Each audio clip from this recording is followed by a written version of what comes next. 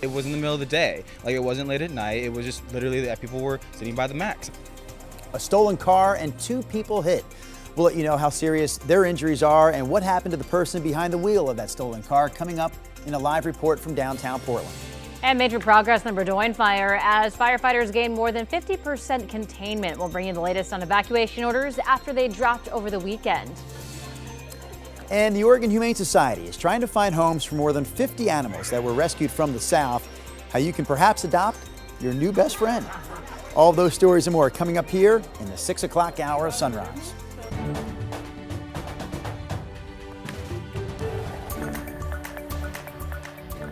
Good morning, and thank you for joining us on your Monday. I'm Shannon Green. And I'm Drew Carney. Rod Hill, Chris McGinnis also on board. Ready or not, gang, the work week is here. Yeah, my turn first. I know Chris has some big news for you, so hold on just a second. We'll get to that. Here's the Chinook Winds Casino Resort camera in Lincoln City. There's no marine push this morning, so basically it's clear to mainly clear, and it will be all day from start to finish from the coast to the valley. There's Salem this morning. There's the rising sun. Sun up was 5:50 this morning. That view from our Wells Fargo camera. We're at 58 degrees. Going to be noticeably warmer than it was over the weekend, but overall still very pleasant for late July, 73 noon. 85 at 5 o'clock. Here's that big traffic alert with Chris. Rod, let's pick it up on the west side. You're looking live right now at I-405 southbound. Portland Fire and Rescue out on the scene. Portland Police as well on the ramp from 405 south to I-5 north. In fact, you can see the Seattle sign right there. So that gives you a pretty good idea where this is. The ramp is effectively blocked, although it does look like cars are kind of snaking around that crash scene. That at least indicates to me that maybe this looks worse than it is. That said, we don't have any details at this point, but it is obviously creating some local slowing getting around that. Again, this is on the southwest side of town, 405 south. The ramp that would take you to I-5 north is obviously creating a bit of a tie-up. We also have another traffic alert in the West Hills. Northwest Cornell Road remains closed near this house fire just south of 53rd Drive. Photojournalist Eric Patterson's been on the scene here since about 4:45. What looked like a garage fire, then possibly spreading to some shrubbery around the area. TVF&R working to get those flames suppressed. There have been some flare-ups from time to time. And right now, guys, the road is closed. Your best bet to get around that is going to be West Burnside. We'll obviously keep you posted on both of these traffic alerts. All right, thank you, Chris. Top story here at 6 o'clock. Portland police arrested a man accused of crashing into 2 people while driving a stolen car. So this happened Sunday afternoon. Both people were taken to the hospital with serious injuries. Sunrise reporter Thomas Schultz joins us live in downtown Portland. So Thomas, what else do we know about this? Well, guys, this happened around 1 o'clock yesterday afternoon when police saw a car that was reportedly stolen. They tried to stop the vehicle, but the driver never stopped. Police decided not to chase the car, though it didn't take long for officers to relocate it. When they came across the vehicle, crashed at the intersection of Northwest Gleason Street and 6th Avenue just minutes later. In that crash, police say the driver hit 2 people after appearing to lose control of the car. Both were taken to the hospital with serious injuries. We spoke to witnesses still shaken up by what they saw. Definitely shocked with a wreck like that. Definitely downtown. It was in the middle of the day. Like, it wasn't late at night. It was just literally that people were sitting by the max. I mean, luckily the max also stopped. People were on the max. The max almost got hit. Like, that could have been anybody. Could have been anybody. And those max lines, 3 max lines that is, faced delays which stretched on for hours because of this crash.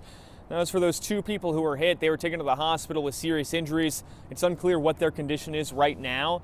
As for that driver, he was not hurt, but was arrested quickly thereafter. Drew, China.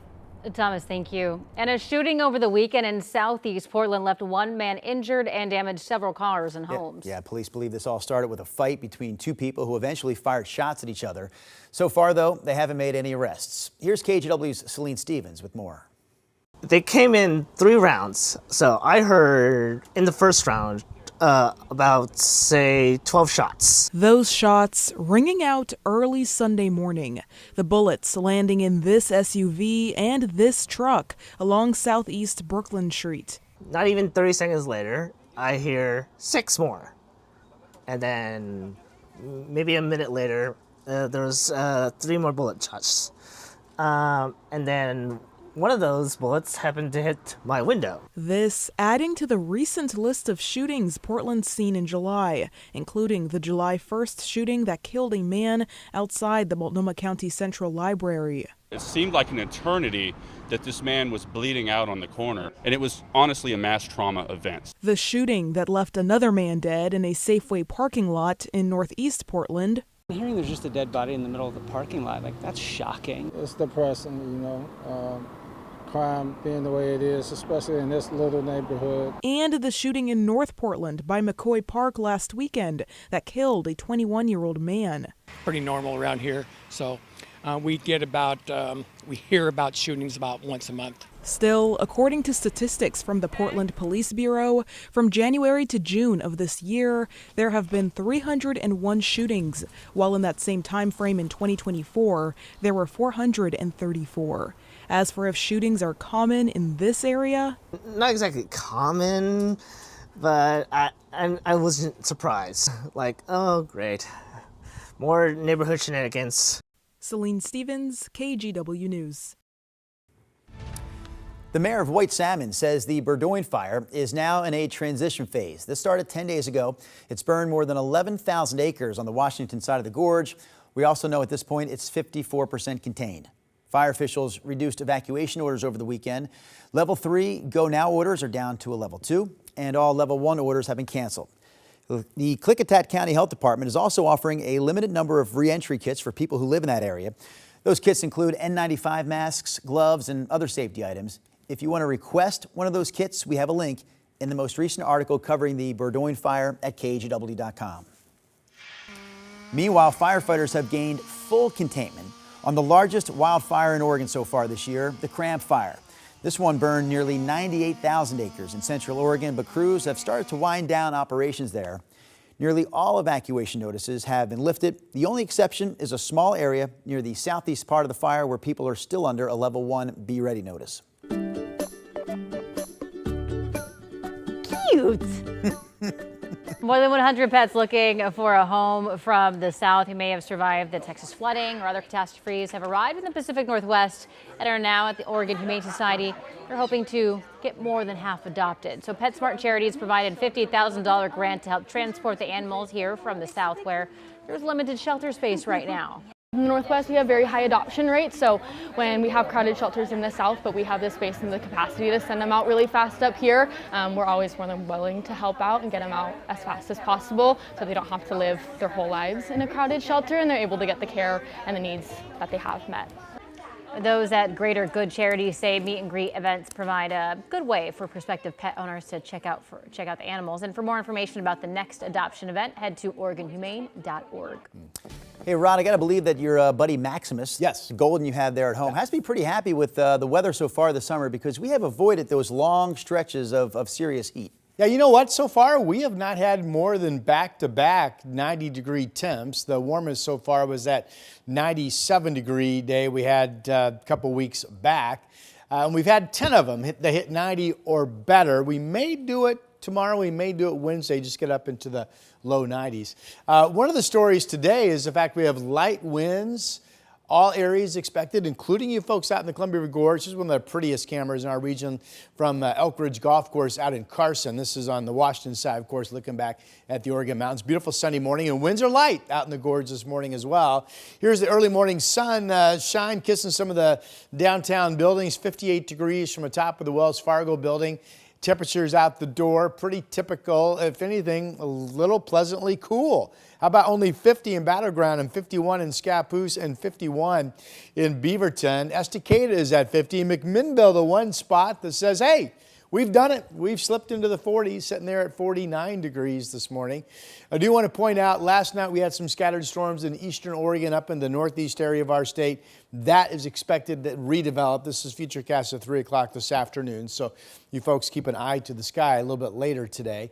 Here on the west side, though, it's all sun. There's no marine push this morning, so the beach is waking up to mainly clear skies as well. It shows Tillamook at 70, Astoria could at 70 for a high. These are 4 o'clock temperature projections. And the warmest weather, low 90s. That's not bad. Madras, the Dalles, and Pendleton will be up into the 80s up and down I-5. Here's our 7-day forecast. 85 today. It was 80 yesterday, so you'll notice it's getting a little bit warmer. And again, we could just get to 90 tomorrow, maybe 93 Wednesday. To me, the big story on the 7 days, the potential for scattered storms to cross the Cascades and migrate into the Willamette Valley Wednesday overnight into Thursday. So we'll see if we get some scattered rain and maybe a strike of lightning at some point in the valley Wednesday, overnight Thursday, and have a lingering shower throughout Friday morning. We'll see. Here's Chris McGinnis. Hey, Rod, thanks for that. Let's get back to that traffic alert on the west side. You're looking live right now at Southwest 4th Avenue, or the on-ramp from 4th Avenue to I-405 southbound. That's over here. The ramp from 405 to I-5 north is effectively blocked here. I don't have any details on the severity of this crash. It does look like cars are kind of snaking around that and slowly getting onto I-5 north, but in any event, this is creating obviously a significant delay on the west side. I'll bring up the traffic map, show you exactly where this is in southwest Portland. Once again, 405 south, just south of the 4th Avenue on-ramp. Again, Portland Fire and Rescue and Portland Police still there. They've been there for about 20 minutes or so, and traffic is starting to back up. Again, Drew, it does look like cars are kind of getting by here, but we'll keep you posted as this slow spot is sure to build here over the next little bit. All right, Chris, we'll check back in with you in a few minutes.